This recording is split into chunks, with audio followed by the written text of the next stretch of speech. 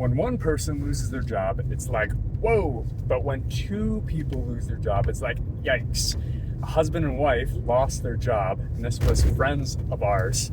And recently, I actually lost my job, and it sucked. It really did. And I remember just like hitting the glove compartment on my way home because I had to tell my wife, and we had a baby on the way. But I needed to hear this from my friend who told me that him and his wife lost their jobs. And you know what's crazy about that? The Bible talks about how we need to be alert and of sober mind because the enemy, the devil, prowls around like a roaring lion looking for someone to devour. And then it says to resist him, standing firm in the faith, because you know that the family of believers throughout the world is undergoing the same kind of sufferings.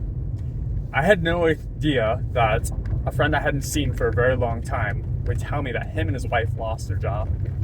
And then I lost my job, and I just felt like this verse was so relevant to my situation where I'm just like, wow, yeah, I know this verse.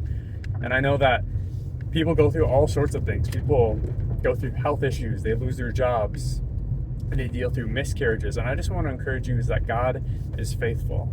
And God will put people in your life to encourage you, to remind you that they're going through the same types of sufferings and that you are not alone. Share this with someone that needs to hear it. And it turns out it was the best for all of us that we ended up losing our jobs, and we found out that God actually was using it for good rather than for evil, because God is good. Share this.